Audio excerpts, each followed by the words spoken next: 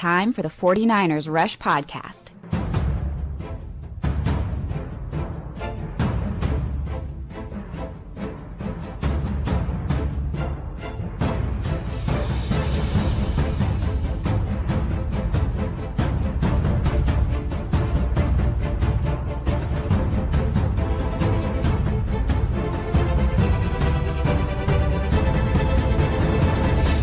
And here's your host, John Chapman.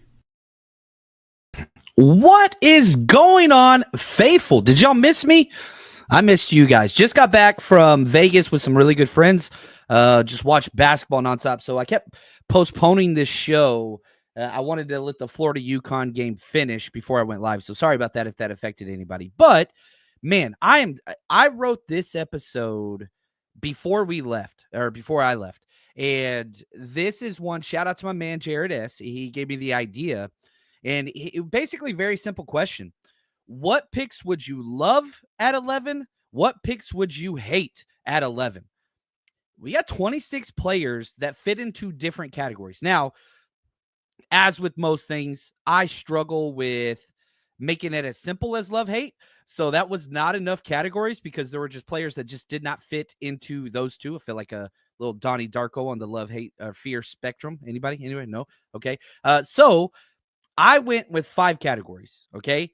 Picks I would love, picks I would like, picks I would understand, picks I would not like, and then picks I would hate.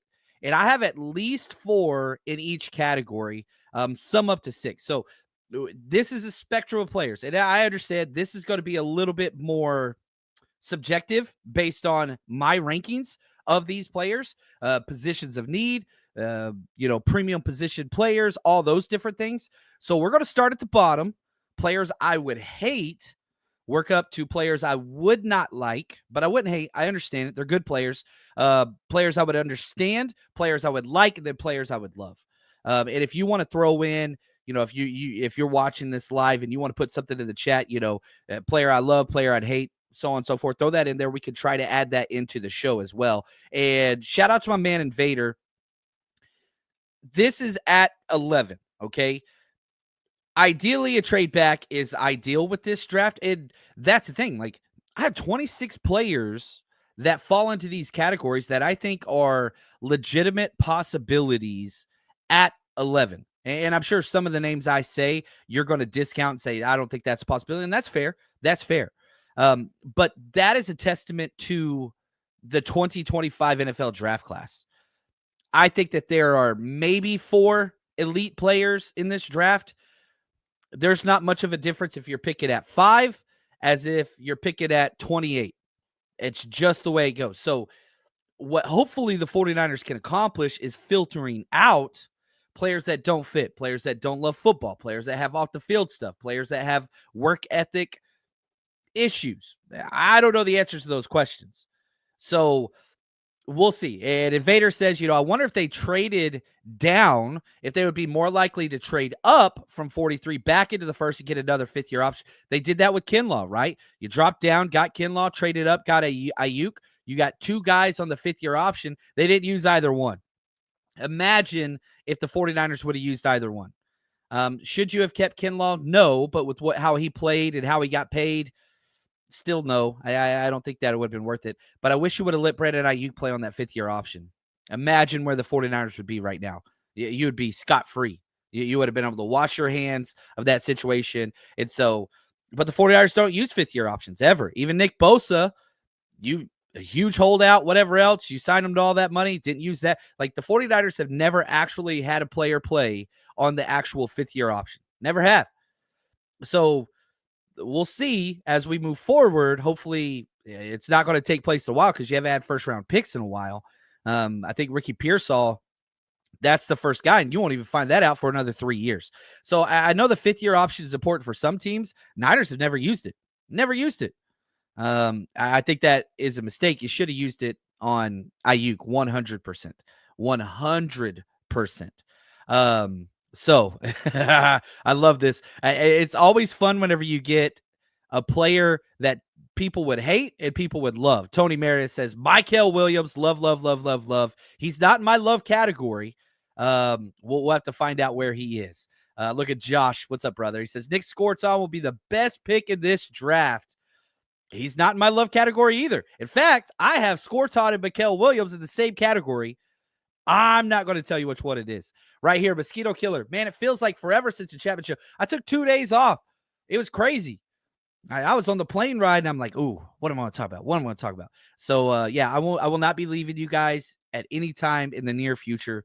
I got my 2-day break, and it was awesome. It was awesome. Oscar, he's going with major positions of need. Love, linebacker, tackle, DN, DT.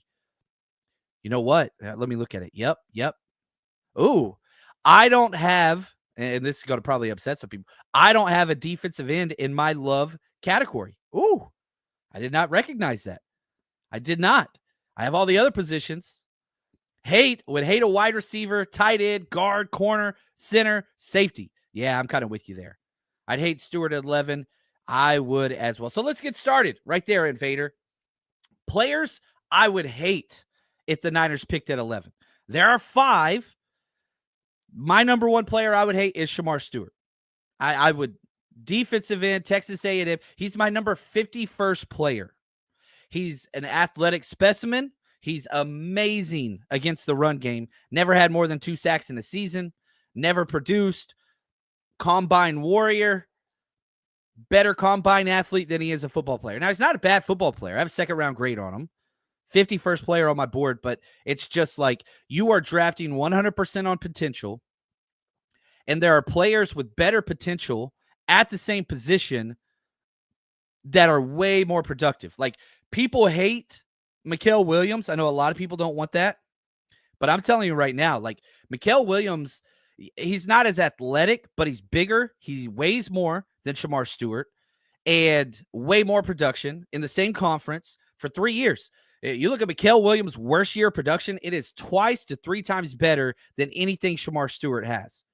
And so you look at all the mock drafts, Shamar Stewart's going high, really, really high, way too high. I would hate that pick. One, yeah, I do not like Texas A&M, but I have his teammate several categories, Nick Scorton, higher than Shamar Stewart. So it's not like an anti-A&M thing. I just don't like the way this dude plays.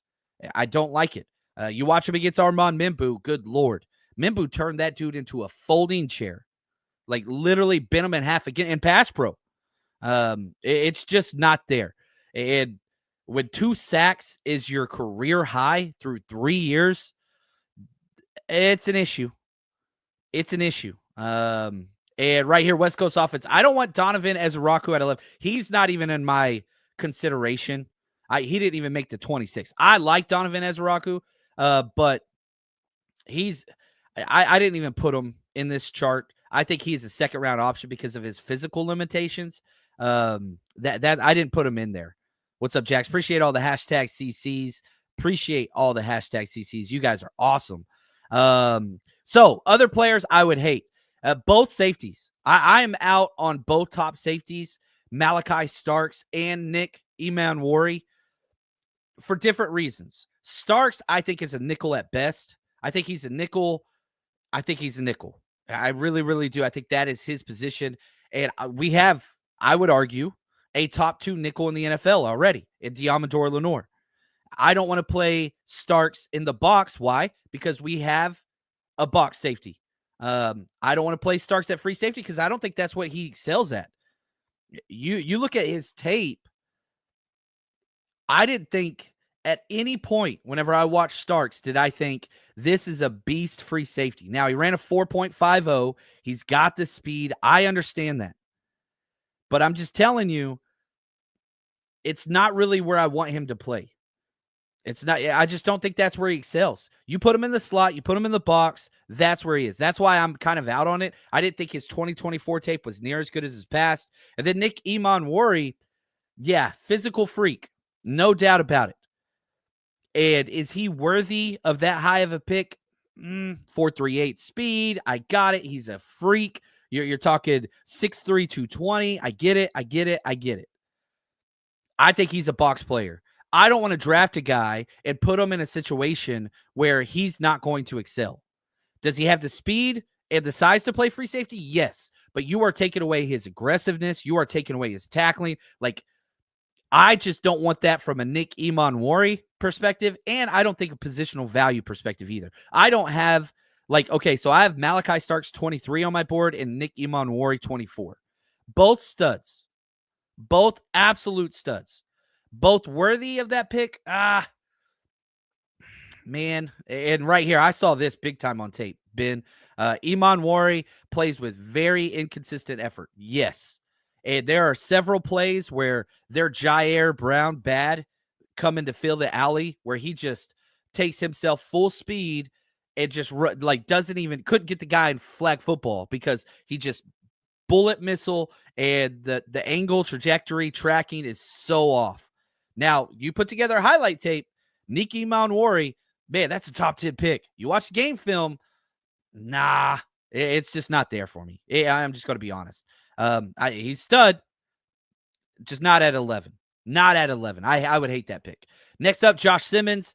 Gosh, if he was not injured, I would have him as probably a top 6 player. Best left tackle tape, but the ACL, patella, all that stuff, just the injury alone. Now, I'm not in the medical checks room, so I have no clue how he is going, and maybe he's going to show up. He's young. He can show up and just be elite. Who knows? Not at 11. Not in this draft. I think that there are 2 tackles that are cleaner that I would much rather have. But for Josh Simmons, I'm sorry, I just can't do it. Not at 11. And yeah, Josh right here, a huge no on Simmons with that injury. It's just the injury. It's just the injury. That's the only issue. The patella, I can't do it. I can't do it. Chad, uninjured, I'd have Simmons number 3 on the Niners big board. Yeah. And the funny thing is, Josh Simmons not injured, you're not getting him. There's no cleaner tackle. He would be above Armand Mimbu on every single team's board. He would be. He's my 16th player on my board. I dropped him some, but no, I'm just not doing it. I'm just not doing it. West Coast offense. Simmons could be like Drake in a few years. Yeah, we already have experienced the patella tear. Drake Jackson, where's he been? He had 1 game with 3 sacks and then just disappeared. That's it. That's it. So yeah, I got nothing to do with that. And then my last pick that I would hate, Luther Burden, wide receiver. I don't even have a first round grade on Luther Burden. I think that he is a damn good wide receiver that has been pushed up a lot of boards because this is a weak wide receiver draft. Luther Burden is a stud. If he is there at 43, where the Niners picked the second one, and again, back to Invader's idea of trading up, right? Trade back to trade up. Man, if you could do that and Luther Burden, you get him in the second, I absolutely love that. But 6 foot 206, 4.41 speed, good. But I just don't like the acceleration's not there for what you see on tape. He's a better football player than athlete. There's no doubt about that. The versatility is off the charts. He's a poor man's DJ Moore. There's room for that in the NFL, especially in college Shanahan's system. But I don't think that he's a first-round player. I don't care what draft he came out in. He's a second-round guy. Now, I felt the same way about Ricky Pearsall. He went in the first round, 31. I think that was a reach. Now we're talking pick 11. It's just too much. I have several wide receivers. Let me just check my big board here, which I'm so excited. I got 2 weeks to finish our draft book and our big board.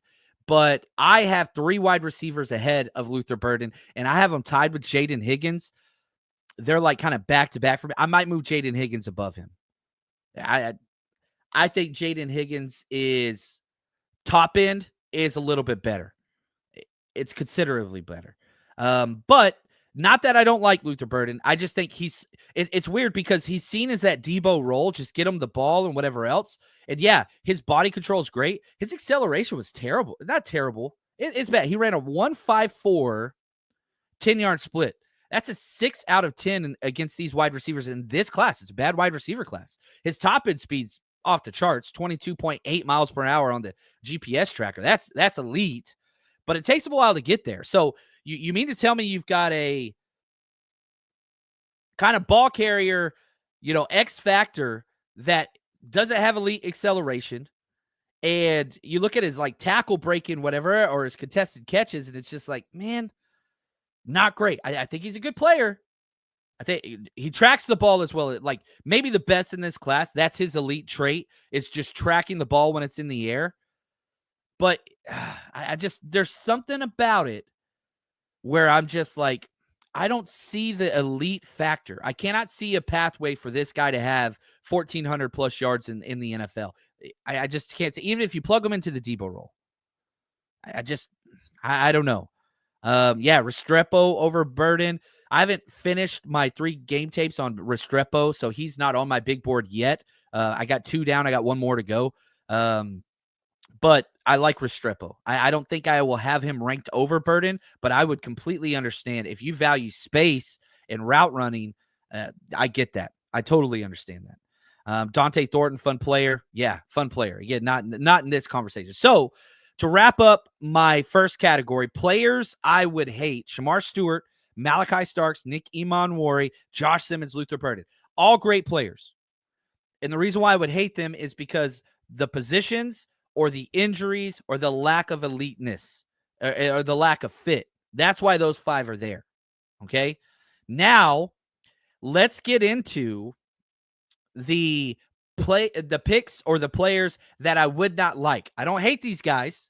And if the Niners took them at 11, I'd be like, nah, I don't hate it, but I wouldn't like it. It would not be my choice.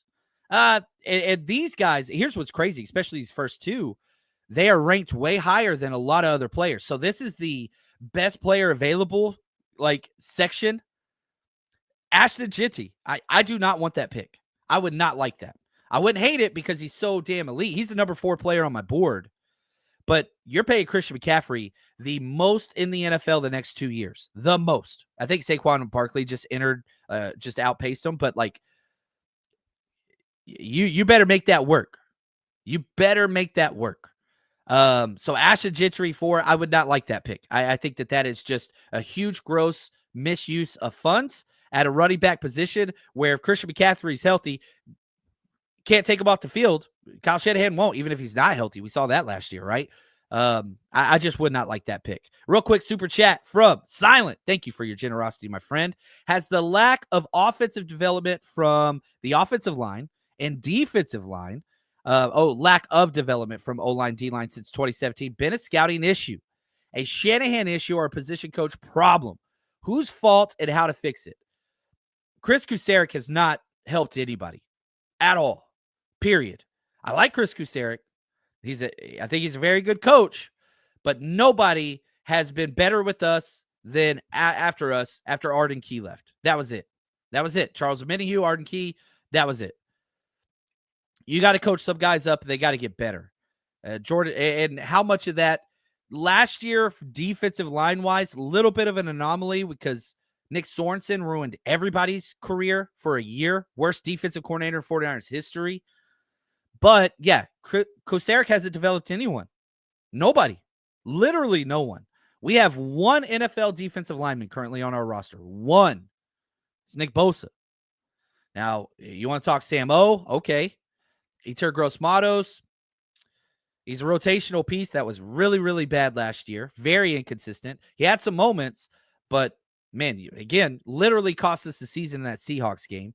Given, even if you won the Seahawks game and you didn't let Geno Smith do what he did, you're still not making the playoffs. But you go back at that fourth quarter drive, Eter Gross-Matos had like 3 horrible plays in a row where he literally stopped running in the middle of a play because he was tired. Like, that's Chris Kusarek. Rotate him out. That's Eter Gross-Matos. Come on, man. You got to have some pride. It's fourth quarter. But, yes, positional coach is big time. Scouting department, you didn't even draft a defensive lineman last year. So, like, you didn't even draft one. I don't put that on the scouts. That's a personnel decision. You went and got an extra guard whenever you had like 6 guards on your active roster, not one defensive lineman. So I think it's a roster construction issue. You're not valuing the defensive line anymore. You're not. No replenishing with youth. You got lucky with Evan Anderson as an undrafted free agent. That's awesome. I think he's a promising player that you can build around, but Yeah, Chris Kusarek would be number one. Well, Nick Sorensen, but he's gone. But Kusarek's a big deal. I'm not putting on the scouts because you didn't even draft one. So, yeah, anyway. So yeah, you kind of take that for what you will, but yeah, it's an issue. You have to build better. Now back to my picks I would not like. Ted McMillan at number 9. I don't like that pick. He's the 9th player on my board. Niners would be bet now if you trade Ayuk, which again would be stupid. That's dumb. Ayuk should be a part of your foundation for Brock Purdy moving forward. Him and Pearsall, like I like that. I want to be. Is Ayuk going to be 100% this year? No, but it's a long-term play, and you already paid him, and so I don't care about saving Jed any more money. It's not going to hurt the cap. We have $40+ million on the cap this year. We're not even going to touch. We're not even going to use it. So it ain't a cap issue anymore. It's just dead cap and Jed York. I don't care about Jed York's pocketbook. Don't care.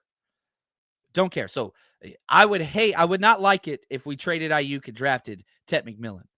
I would not like that. He's a good player, no doubt about it. But no, you've got to build in the trenches. Will Johnson, I've got him in picks I wouldn't like. I don't like the injuries. Dude's not healthy throughout all season. He's not healthy at the combine. He's not healthy at his pro day. Turf toe, ankle, shoulder. Makes business decisions on the regular. That's on tape throughout the entire year. Now his upside off the charts, exactly how you draw a corner. But no, I don't want somebody that makes business decisions in college already. I don't want somebody that cannot stay healthy. And I don't want a corner with bad wills. I don't want it. Is his upside through the charts? Yes. I mean, you're talking Derek Stingley. Like, he could be that. I was super high on Derek Stingley. Why? Because, yeah, Derek Stingley had an injury year before he came out, but then he had a full solid year of production, and it was just his ceiling was higher than Will Johnson's. Everybody remembers Will Johnson in the national championship game, and that was awesome. He was the MVP. Unbelievable. The kid's had 3 injuries since then. I do not want a corner with bad wills. His tape is great, but I don't think that he fits the Niners' attitude whenever it comes to playing the run. I don't think that he does. I just do not see it. Just don't see it. Tyler Warren. I would not like that pick. Not because I don't like Tyler Warren. He's 14th on my big board. I think he's a premium player. It's my tight end too. But I don't want to spend that pick on a tight end position whenever you already have George Kittle, and I expect George Kittle to be around for another 3 years. Even if you're going to go with more 12 personnel, 1 running back, 2 tight ends, I still cannot find a way for him to get more than 20 to 25 snaps a game. And you just paid your biggest contracted free agency was a tight end too. So now, like, I just don't like it. Again, I don't like spending all those resources on a non-premium position like tight end for a guy that's going to get 20 to 25 snaps. And again, I've talked about this in the past. I think Tyler Warren is a special piece in the NFL. However, the track record for guys with his skill set is a very, very low success rate. You find guys with Colston Loveland's skill set, they all excel. Do you win on routes and hands and catching through contact, or do you win by being a freak athlete and just having a skill set of being able to run with the ball? You go with the route runner every single time at the tight end position. And the problem is with Tyler Warren, he's one of the worst blockers in this draft. One of the worst. One of the not worst route runners, not a good route runner. So Colston Loveland is actually bigger than Tyler Warren. He runs better routes than Tyler Warren, and he has better hands than Tyler Warren, and he blocks better. He's bigger. And so, like, for me, I love Tyler Warren, but you brought back Juice to a 2-year deal. You're going to assign an extension to Kittle. You paid your largest contracted free agency to the tight end 2 spot already. That's why I don't like it. I just would not like that pick. He's a damn good player. It doesn't make sense. If you're going to move on from George Kittle after this year, maybe. But if you do that, you're stupid. Because George Kittle's a value. That dude's one of the best wide receivers. You compare his metrics to wide receivers in routes per run and all that, the explosives, it's off the charts. He's like the only tight end in the top like 30 for yards per route run and, you know, just explosive plays. So Tommy, look at this. Tyler Warren is Pitts 2.0 overhyped. They win different ways. But yeah, I'm out. I'm sorry. Jalen Walker, another pick I would not like. I did not enjoy his tape. You watch the Texas game, he's great. Any other game, I don't like him as an off-ball linebacker. You look at him as an edge player. I've got him 26 on my board just because of the athleticism. He should go to a 3-4 team. He should go to a team that, can – I don't know. His production's good. His athleticism is great. I get it. I see it. Not at 11 for me. I just don't see it. I don't see it. And the last one, picks I would not like, Matthew Golden, Texas. I think he is a stud. He's my number 2 wide receiver, number 15 on my big board. I think he's great. But again, misuse of resources. That's why I have him here. I love Matthew Golden. That dude's going to be solid for somebody. But no, stop it, Kyle. Stop it. Stop using picks on the outside, build on the inside. So that's my picks I would not like category. We got 3 categories to go. I got picks I would not understand, picks I would understand. I get it. Picks I would like, and then picks I would love. Now, the draft is huge for the 49ers this year. And if you want to watch the draft the best way possible, man, come join us. I am so excited. The 49ers Rush Road Trip is heading into year 6. We started back in 2019, and we're coming home to the Bay Area. For the draft, we're going to be live downtown in the North Beach area at the historic Broadway Studios for day 1 and day 2 of the NFL draft. So come join us. We're going to join the faithful live broadcast of draft picks as they are coming in live time with full TVs. We got big screens. We've got trivia. We've got giveaways and much, much more. Doors will open 1 hour before the draft starts on both days. And if you're coming from work, no worries. If you buy your ticket, automatic guaranteed entrance, show up whenever you can. Kids get in free. And if you are struggling trying to get your youngsters to be more on board with the 49ers or the draft or whatever, bring them out to an event. They get in free with the ticketed adult, and we make sure our entire team knows kids come first.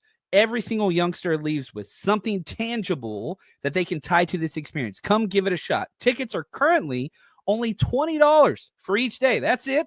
We're not trying to make a lot of money on this. We're just trying to build a wonderful experience. So go to 49ersrushroadtrip.com. Get your tickets today for day 1 and day 2 of the NFL draft. Prices will go up, but with where they are right now, just $20 a piece and kids getting free. Join us, 49ersrushroadtrip.com. All right, let's get to the players I would understand. I think that these are perfect fits that make sense. It's not my favorite guys. I got 4 of these. One of them we already talked about. That's Mikael Williams. I totally understand. I think he is the prototypical defensive end for the 49ers and how they want to build it. Size-wise, height, weight, 6'5", 260. He's built right. He's got pedigree. He's got 3 years of production. Now, this past year, not a good year. He injured his ankle week 1, played through it the whole time. Now he's tested and, all that stuff. I really, really like this player. It's number 20 on my big board. But again, there's 3 positions that always get bumped up. Quarterbacks, offensive tackles, defensive ends. I wouldn't like it. I wouldn't love it. But every time I watch Mikael Williams, I'm like, dude, this guy just looks like an NFL starting defensive end that teams will covet. If you look at what Will Anderson did with the Tennessee Titans, it's like Mikael would be that guy. Is he as elite an athlete? No, but, he went, pick 2.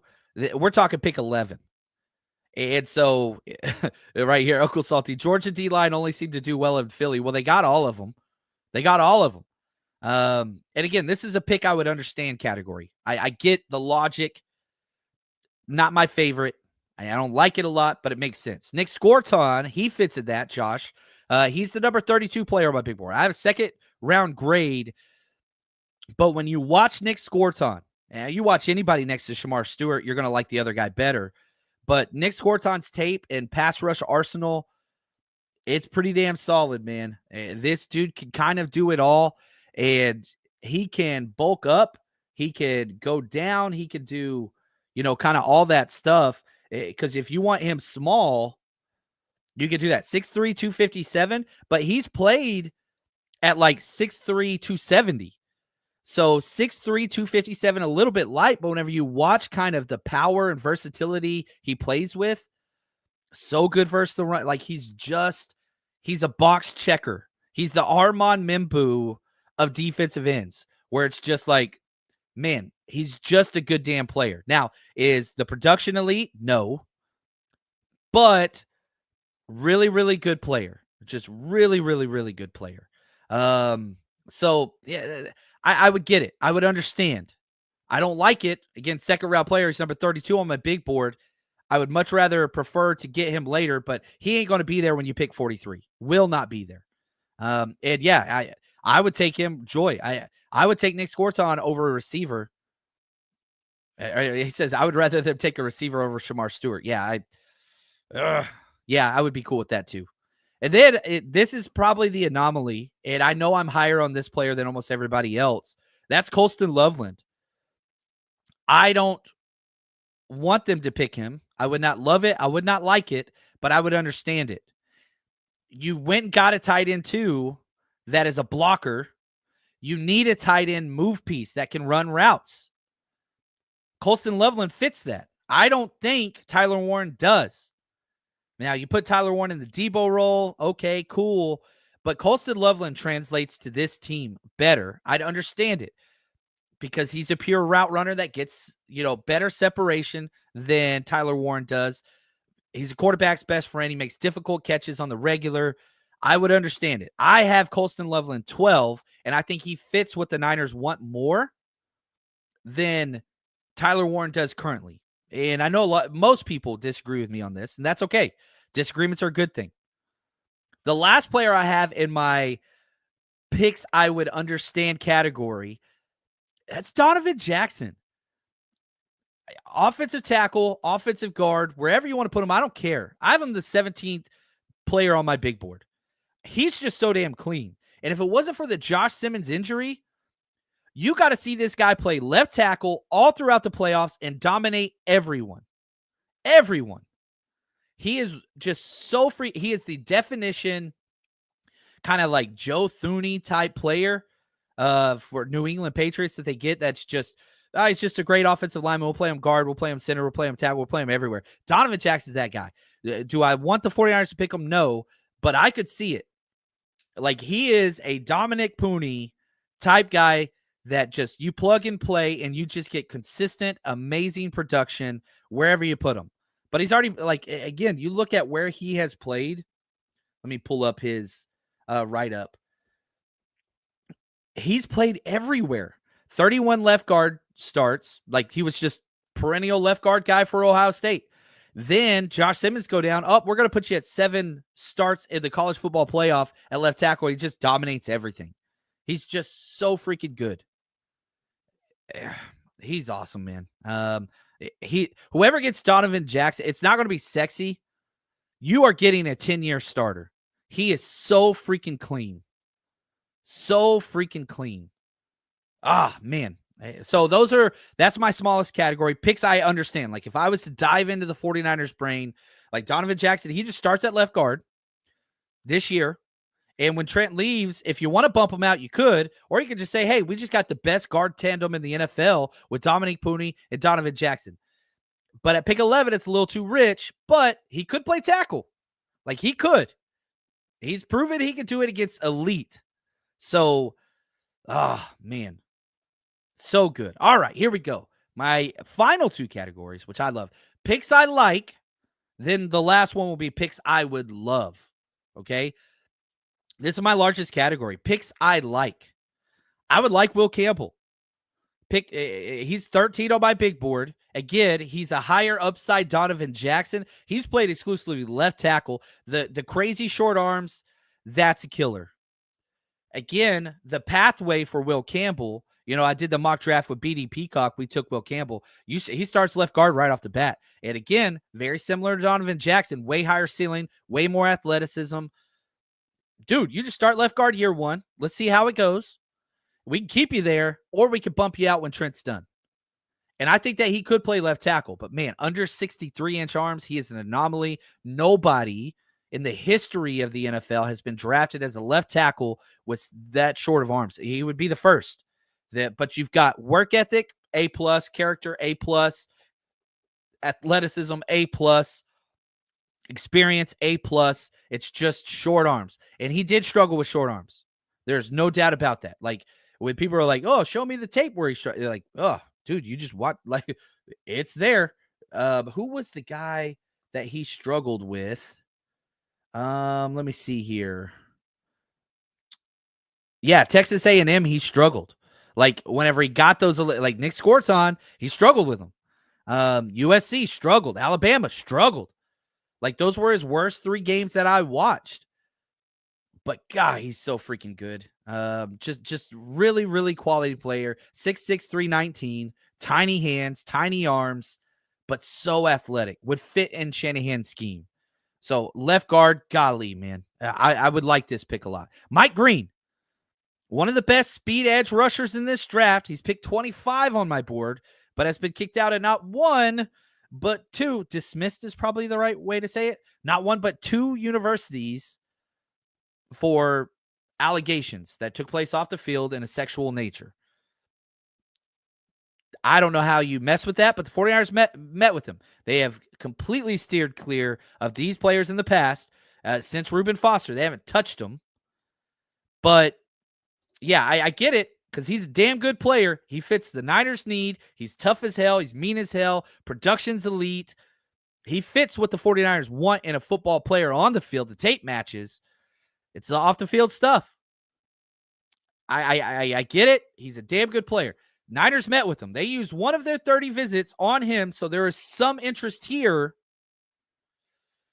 I don't see it. But, man, from a football perspective, God, I would like it a lot. He is a need. That position is a need. It's a premium position. You're investing in I get it. Next up, James Pierce Jr. A lot of people are really off on him because you see the frame and you're like, no. But the tape is way better than the frame suggests. James Pierce Jr. is number 11 on my big board. He has the best havoc rate of all the defensive ends in this draft. Better than Abdul Carter. Now, would I take him over Abdul Carter? No. But he's 6'5", 245. Like, he's got good weight. And everybody's like, well, he's a speed guy. The biggest problem with James Pierce is he doesn't have the bend, because he is a speed guy. He doesn't flatten that arc very well. But he's good against the run. In fact, he has an 84 run grade. You see the frame and you see his body and you're like, oh, he's not going to be able to hold against the run. He did in the SEC for several years. The production is there. The elite first step. He's fast as hell. He's not a negative run player. If he was, like everybody supposes just based on how he's built, but watch the damn tape, guys. We've got a breakdown up on almost all these players over on the 49ersrush.com and on our Patreon channel. Go watch the tape. He's not a bad run player. Probably one of his significant traits that does not get highlighted enough. He diagnoses run plays based on the offensive line, his under key, better than almost anybody in this draft. And so because he can anticipate what the tackle's doing, whenever he gets that down block, I mean, he spills guard tackle counter very, very well. He wrong shoulders incredibly well. Like, he's got player IQ. Now, there are some character concerns. Does he love football? Whatever else. But whenever I watch him, I'm like, this guy watches game tape. He does not miss the weight room. He is built. Dude looks like an Olympic sprinter. So, I don't know. He had a formal meeting with the 49ers at the Combine. So, he's one of those 30. And, yeah, I get it. There's people out there like, character. I can't find any coach, any negative. It's not off the field stuff. It's just, does he love football? The Niners have to determine that. He fits the need. He's better in the run than Mike Green is. Just disrupting. Best havoc rate in the NFL or any of these defensive ends. I would really like this pick. Do I love it? No. For the questions I brought up.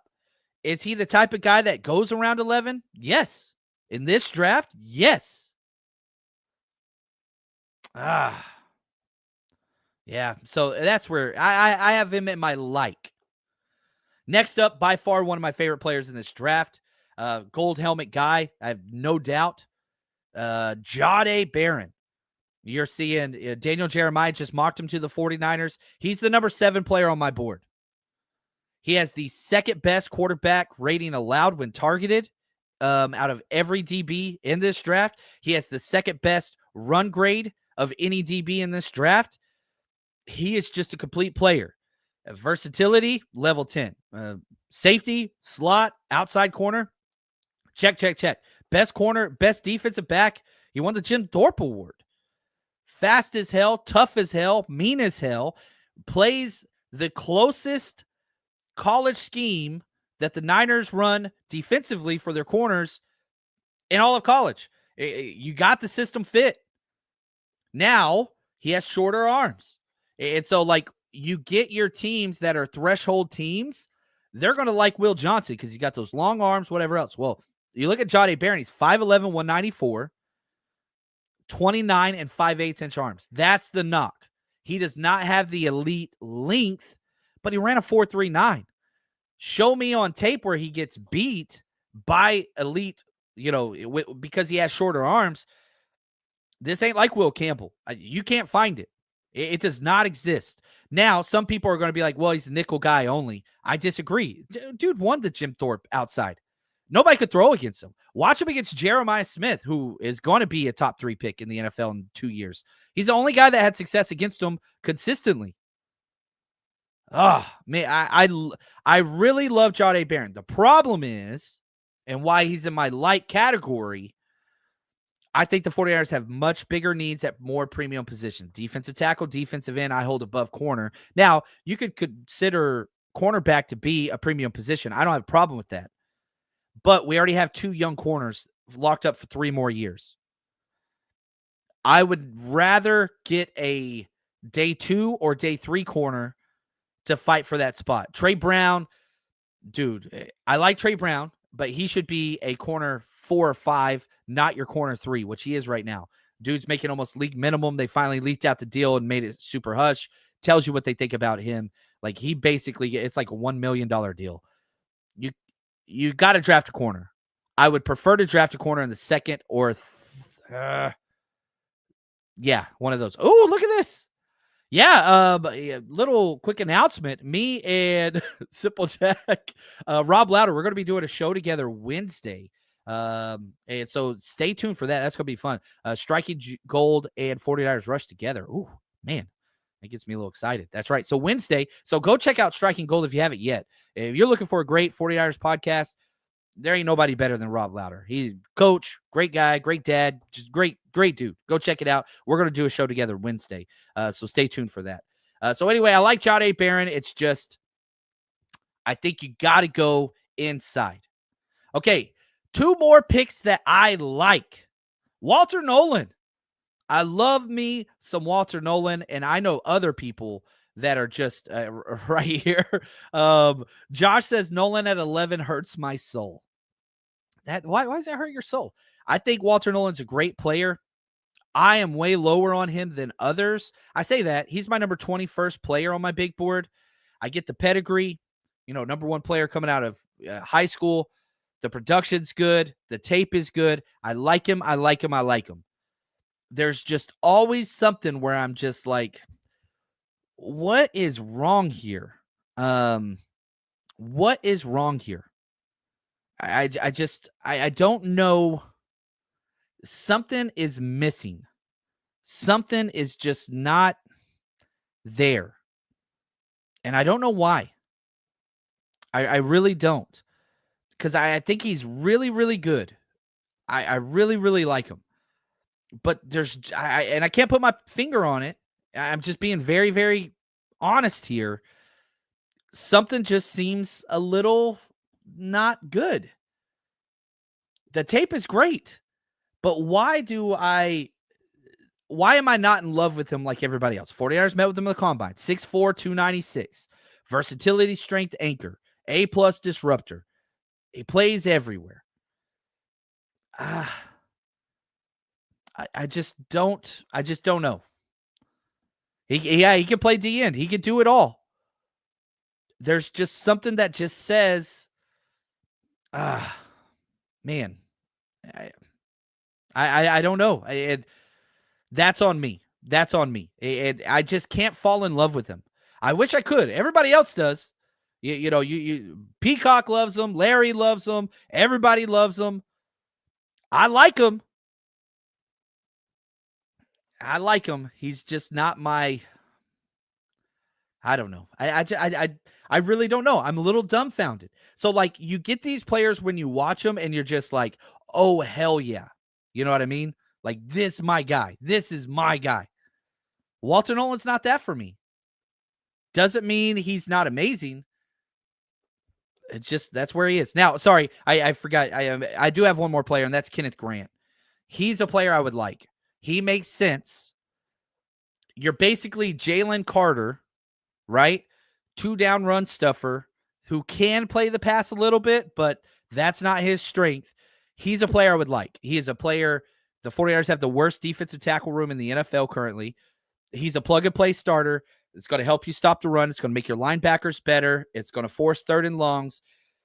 The reason why I like Kenneth Grant and don't love him is it's just really, really hard to target a defensive tackle that is not great versus the pass and offers so little.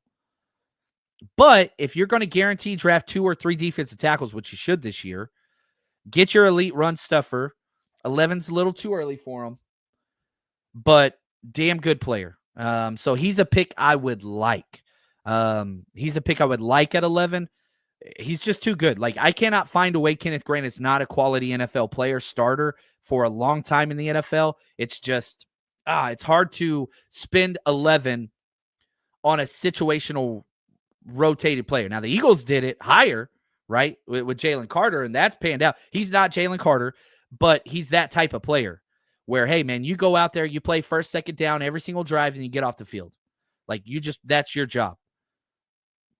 It's hard to do that when the 49ers don't have the luxury and investment in the defensive tackle room like the Eagles have, where they had, hey, we got 5 defensive tackles that are going to rotate. Niners don't have that. That makes it a little harder. Now, hopefully you guys have enjoyed. We got one more combine or section left. That's picks I would love. I'm so excited about this. But if you're betting, I was in Vegas having the time of my life at a sports book nonstop for 2 days. I didn't place one bet at the sportsbook. You know why? I was betting on my phone. Everybody else stayed in the line. I was just on my bookie the whole time. I got better odds. I got instant payouts. It was faster than waiting in line at the sportsbook in Vegas. So if you're going to bet, this is where you got to go. If you're serious about sports betting, you need a sportsbook that actually works for you. And that's why I use my bookie. I've been working with them for over 5 years now. And my bookie, you're in control. Better odds, better wins, less hassle than other guys with the biggest selection of player bets and prop bets. Early cash out options, live betting lets you jump in at any time. So if you miss it before tip-off or game time starts, guess what? You get to play your way. Whether you're locking in picks pregame, riding the action live, MyBookie makes sure you always have access to the action. It's not just sports. MyBookie hosts the party that never ends with full-fledged casino. They've got everything from blackjack, roulette, video poker, slots, you name it. So if you're new to MyBookie, sign up now with promo code 49ERS or use this QR code next to me. Get a deposit bonus up to $2,000. Remember, gambling's a marathon, not a sprint, and it's all about building up your funds over time. Don't settle for second-rate book. Bet smarter, win bigger, only at MyBookie. All right, I saw Oscar in the chat. Sorry, I didn't start it. I kept trying to go back. He's like, where do I find the Havoc rate? Well, here is the Havoc rate chart that our team has put together. And again, this just shows you the defensive tackle Havoc rate. And all of this is available on Patreon and the 49ers Rush podcast. If you're on Patreon, just type in spreadsheet on the search feature. It'll pull right up. And if you are on the 49ersrush.com, just go to our player breakdowns. It's under our draft where you're going to see post-combine spreadsheet. This is there, and it's going to be a part of our draft book and all that stuff. So any level, you get access to that. Here's the defensive tackle Havoc rate. And this is my first player that I love.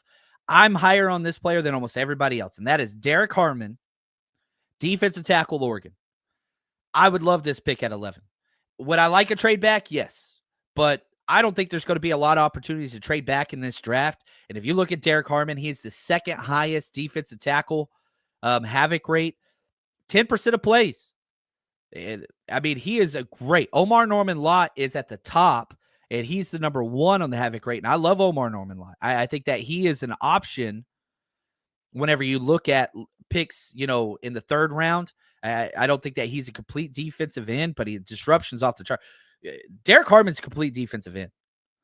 Whatever it is you want from a defensive tackle, you want size, you want versatility, you want great versus the run, you want pass rush, you want longevity, you want years of production.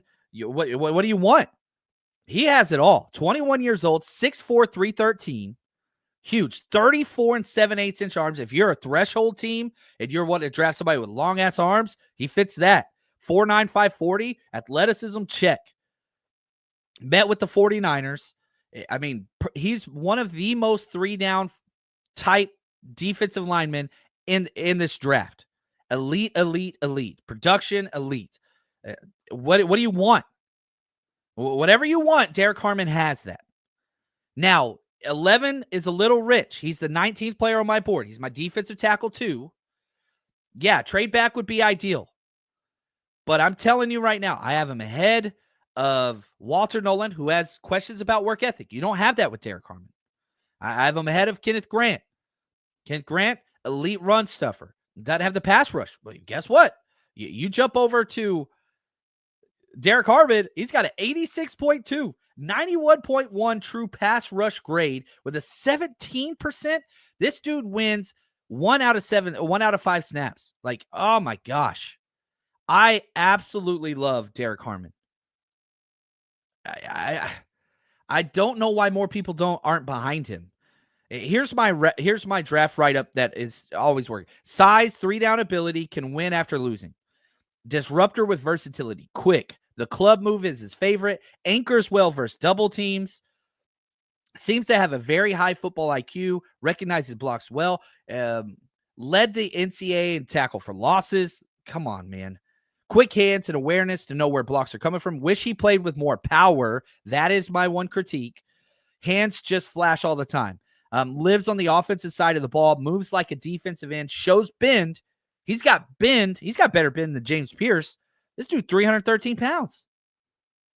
Dominated the combine. I mean, he's just, he's so freaking good. He business major, smart. I cannot find major issues with just, I can't find the negatives. You look at production. Yeah, his sack numbers aren't super high at Michigan State before he transferred to Oregon, but he was still playing at a very consistent rate. So maybe you could say 1 year of elite production, that's a negative, but he's done it in 2 conferences. I really, really like Derek Harmon, guys. I don't know. I'm higher on him than almost everybody else. I understand that. But I would love this pick. I think it's a need. It's a premium position.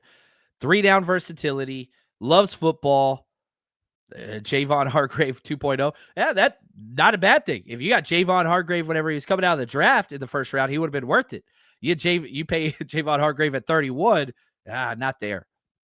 But the one thing Derek Harmon does better than Javon Hargrave is anchor against double teams. Hargrave's never been that guy. Harmon is that guy. The size, they have completely different builds. Hargrave is 3 inches shorter and 20 pounds lighter. So I don't think that they're really, I would not put them in the same category of player or body types. But I love Derek Harmon. Next one. I'm a little shocked. I had this player in the light category. I couldn't do it because if we drafted him, I would love it. Jahad Campbell. I want to draft an offensive defensive lineman. I get that. I love Jahad Campbell. Linebacker, Alabama. He is by far one of my favorite players in this draft. And whenever I'm doing my write-ups and research and the team's helping and we're coming through all this, I think Jahad Campbell is what everybody wants Jalen Walker to B. I have Jahad Campbell 8 on my big board. He's a top 10 player for me.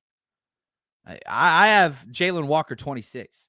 I would take the prototype, like Jahad Campbell, 6'3", 235. I like that way more than Jalen Carter. 4.52 40-yard dash, speed, great, no problem. 1.53, oh my God, 10-yard split. Are you kidding me? Listen to my ranking. Now, the problem, my only issue with Jahad Campbell is experience. He has a 2 on the experience scale. He's a 10 on versatility, 8 on speed, 9 on acceleration. There are no flaws to his game, just not a lot of tape. He's got a better body, athleticism than Jalen Carter. I keep saying Jalen Carter, Jalen Walker. I'm sorry, guys. I love Jahad Campbell. You draft him, and I think he's your number 2 linebacker, but you also, man, on pass downs, you move him down as edge rusher. You put him in your NASCAR package. I think that's what you could do with him. This is somebody that he's only played, let me see here. You look at just what he had 150 defensive line snaps this in his career. He hasn't played much. That's the only knock is he had to wait at Alabama because there are so many prominent players like this. He was recruited as an edge guy. He had 150 defensive line snaps. This dude had 7 sacks. He had 3 times the amount of sacks that Shamar Stewart has, and all Shamar Stewart plays is defensive line. This dude played 150 snaps. You want to blitz him from the linebacker spot? Great. Game speed, consistently great. Diagnosis plays quick and effectively. Great speed for a larger linebacker. Like, whoever gets Jahad Campbell in this draft, whatever team gets him, they're getting an A grade from me in the first round. Whoever takes him. I don't care if you take him top 6. You did what you were supposed to do. I just freaking love this guy, man. And torn labrum, like I'm sorry. I have a torn labrum right now. I got it skiing 2 years ago. I'm cheap, so I didn't go to the doctor to fix it because health insurance is an absolute joke in this place, but whatever. It still hurts. It still hurts. Anytime I do incline or chest, it still hurts. Torn my leg. Like, I'm telling you right now, torn labrum, if he was a quarterback, sure. That's not a concern for me. Not for a linebacker. Separated shoulders, things like that, sure. Labrum is you're reaching out to tackle, pulls your arm back. It's kind of like a tricep tear issue for me at linebacker. It's not like a cornerback with a bum ankle. You can still hit with the torn labrum just fine. Just fine. So that's why it's not as big a deal to me.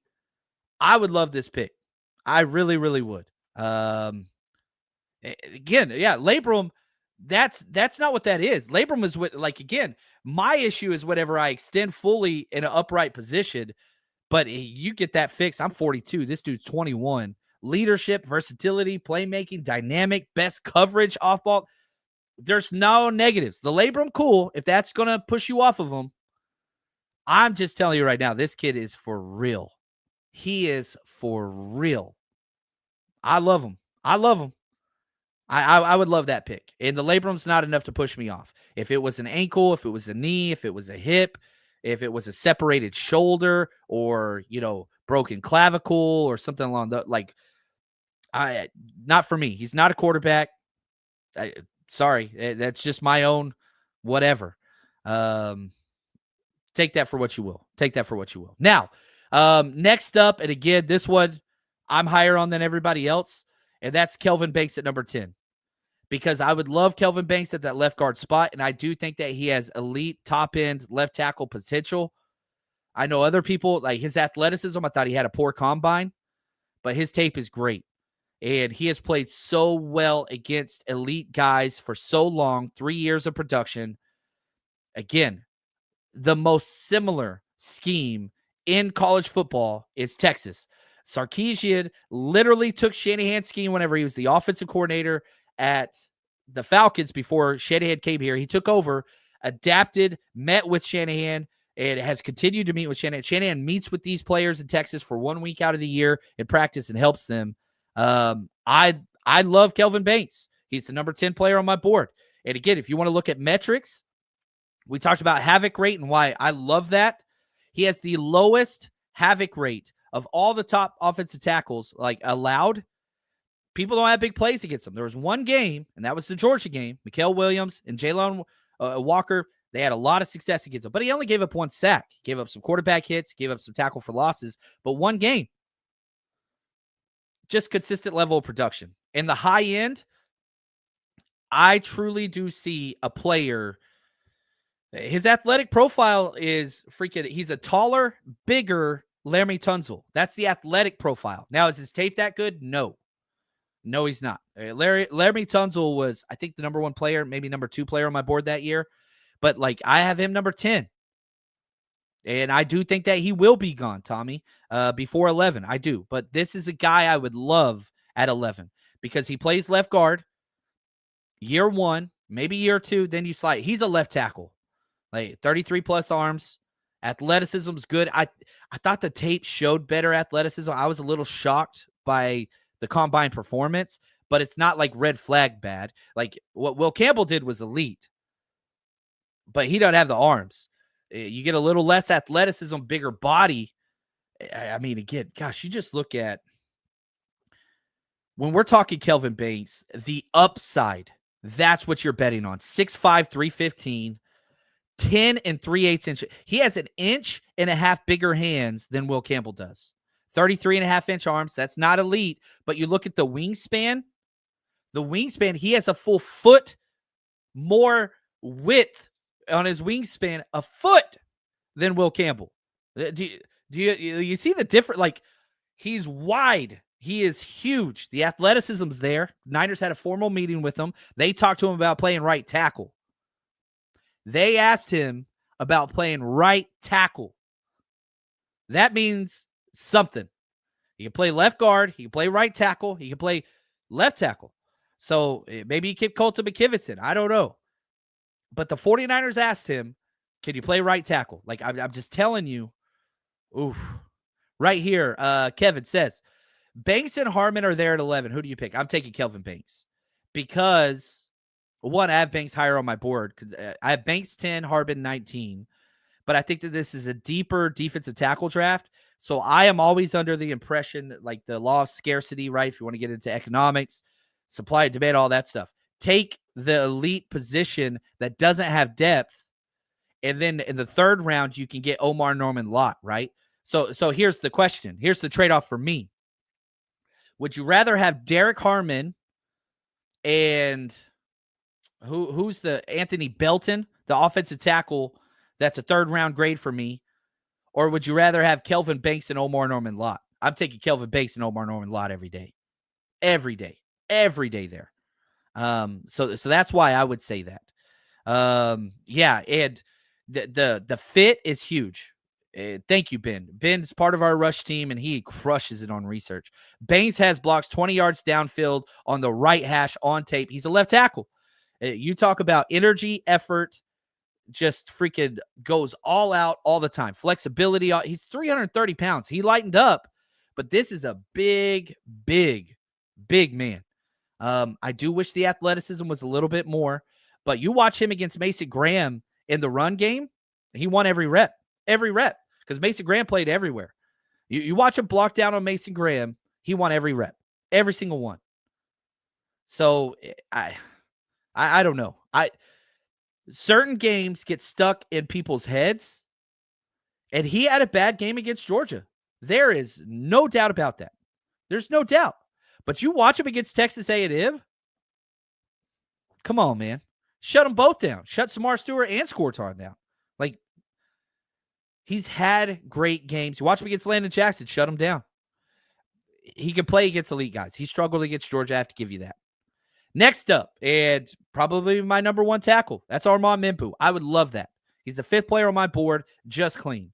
If you are a let's check the box guy, he checks everything. Athleticism, size, length, tape, experience, personality, it doesn't matter. Armand Mimpu is clean as hell. I don't think that there is any way in hell he is there at 11. I think he could go as high as pick 4. I don't know, maybe even higher. Like, I would not be shocked if the Patriots took him at pick 4. I really wouldn't. I wouldn't be shocked if the Jags took him. I wouldn't be shocked if the Vegas took him.